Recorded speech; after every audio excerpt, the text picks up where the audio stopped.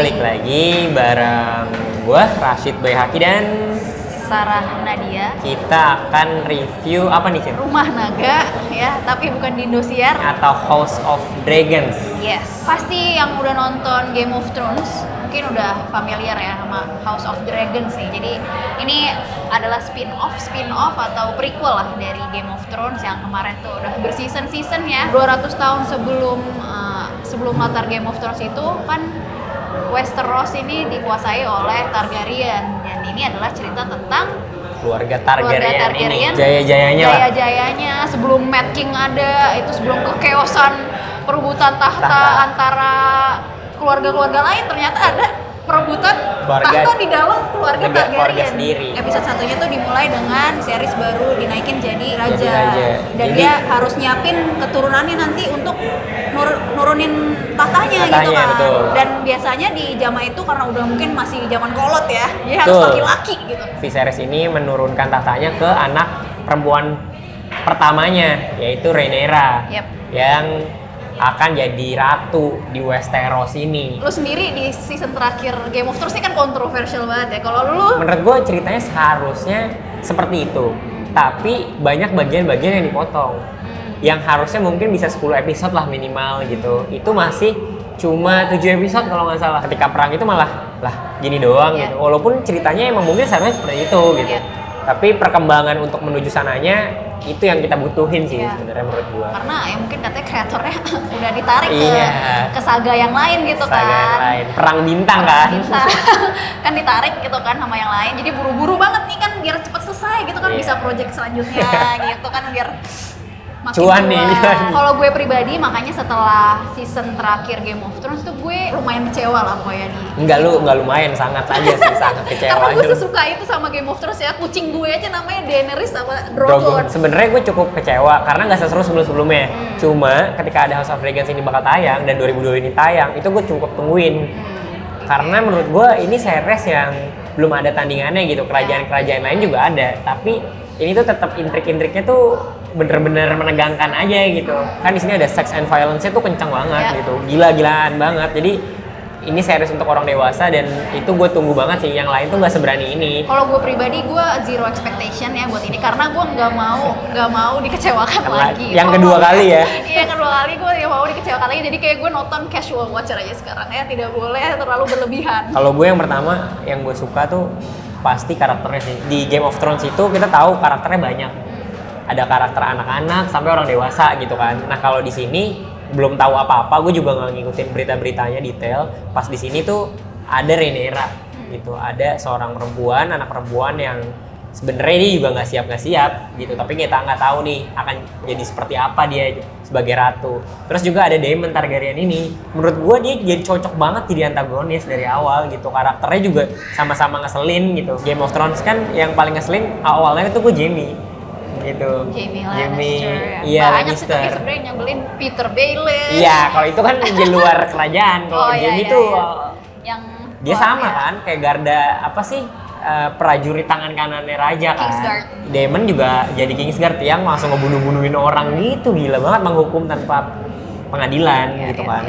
Itu gue dua karakter yang menarik banget sih. Kalau Viserys gue belum tahu kayak apa, kayak ini raja cupu gitu deh nih. Bentar lagi mati nih gitu gue mikirin. Mungkin kita taunya Targaryen tuh ketika rule selalu jadi gila gitu. Selalu kayak Mad King atau Mad Queen. Iya, soalnya kan Daenerys gitu kan, maksudnya naga cuy. Api. Tapi ketika kita dikasih lihat Viserys, dia bukan raja gila gitu. Dia tuh kalau misalnya lo bilang cupu, mungkin dia sisi baiknya Targaryen kali juga. Ya. Episode pertama Game of Thrones season 1 tuh sangat shock ya.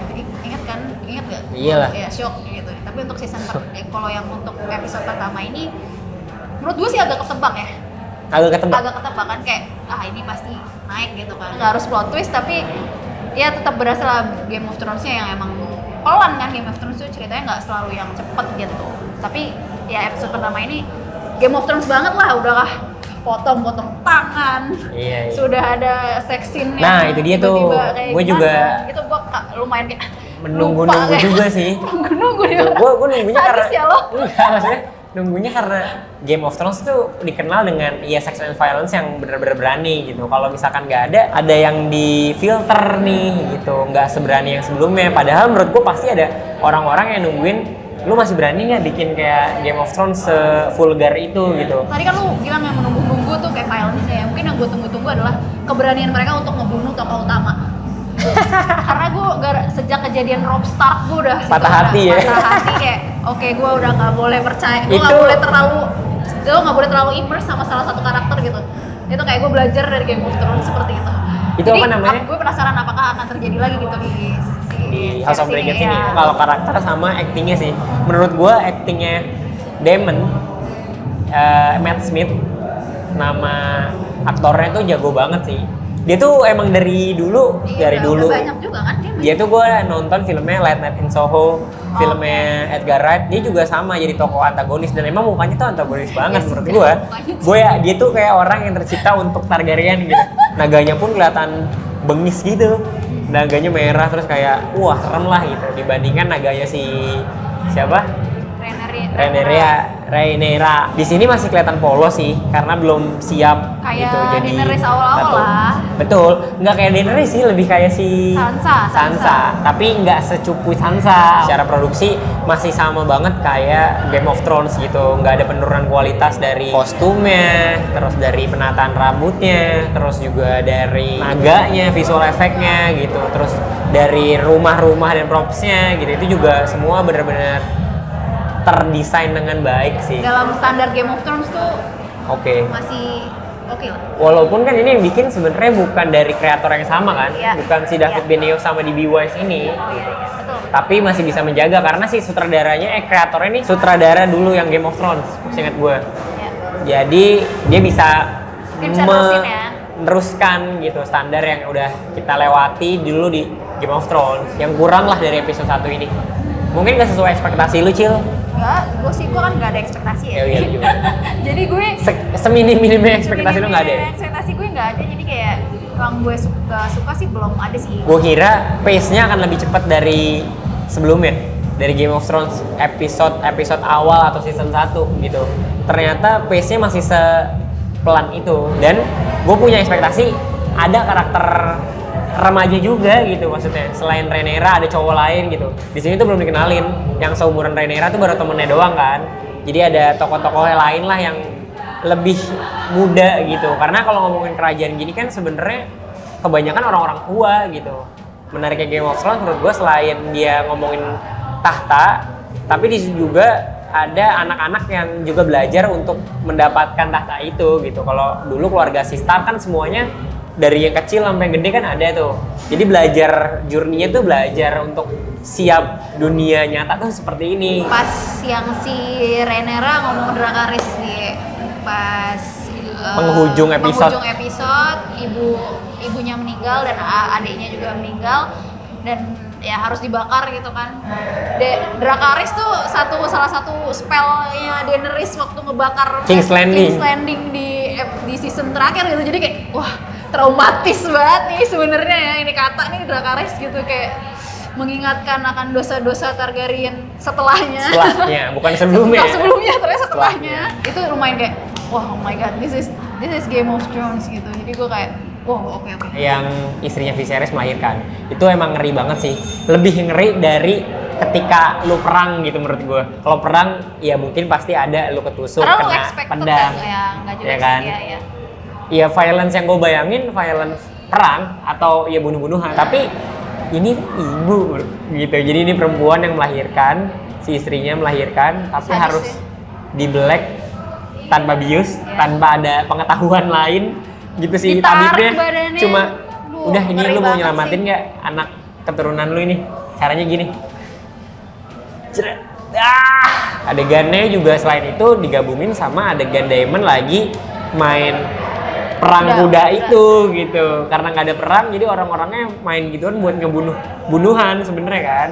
Jadi berantem pakai kuda, ketika jatuh dihabisin gitu. Sementara Daemon jatuh, dia juga melahirkan gitu. Dan itu menandakan kalau si Daemon ini nggak bakal jadi raja lah, nggak bakal memegang tahta King's Landing. King of Westeros ini gitu. Mungkin. Taunya emang ya udah itu aja. Ya, itu aja, jatuh aja. Ya, ternyata emang jatuh ya, nggak tahu kan ya. Iya. Oke, kita tunggu aja. Oh, sama Viserys, raja dari Westeros ini ngasih tahu ke anaknya yang akan jadi ratu penerusnya Rhaenyra itu tentang mimpi dari Aegon. Mimpi dari keturunan Targaryen yang pertama kali jadi raja di Westeros ya kan, si Aegon ini.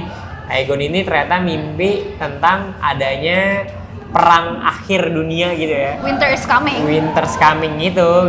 Kalau nonton Game of Thrones tau lah. Song of Ice and Fire. Nah, mimpi itu disebut dengan A Song of Ice and Fire. Jadi kalau kalian baca novelnya pasti udah tahu kali ya.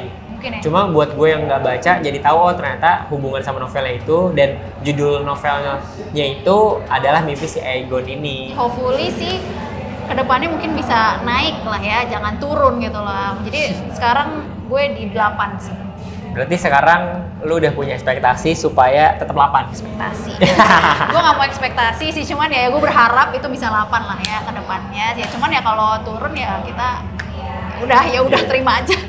Karena lu udah siap-siap juga ya. Gue udah siap-siap untuk turun juga, jadi kayak ya udah. 8 juga sama. Karena ini episode pertama dan episode pertama ini jadi pembukaan yang sama menariknya dengan Game of Thrones episode awal menurut gue gitu. Episode awal juga ini ada apa sih, intrik-intrik apa gitu kan, masih nyeritain Stark tapi ini keluarga Targaryen gitu. Kalau dulu Stark, sekarang Targaryennya fokus gitu. Ini Rhaenyra siap nggak nih jadi ratu, bakal ada intrik apa nih gitu kan. Gue kemarin kayak baru baca juga bakal ada season 2 udah, oh iya udah bener, langsung di renew gitu. Jadi iya kayak langsung di renew bener. Jadi berarti kayak ada sesuatu yang panjang yang akan kita bisa expect, padahal baru 1 episode ya keluar. Betul. Maksudnya udah langsung season 2 gitu ya. Season 2 ya, jadi kayak wow, oke, berarti ya Karena lu harus siap nih apa yang terjadi berarti kan di season ini. Betul, karena ini juga karena pencapaian penonton itu lebih dari Game of Thrones season awal. Jangan lupa subscribe, nyalakan notifikasinya. Komen kalian gimana nih reaksinya dan nonton. excited nggak sih untuk episode selanjutnya? Terus apalagi ya, follow Instagram, join Discord, Twitter juga ada. Twitter. Banyak juga ya. Iya banyak lah pokoknya kita. Oh ya sekarang ada newsletter juga. Iya, newsletter juga join. Oke. Sip. Sampai jumpa di review berikutnya. Bye bye.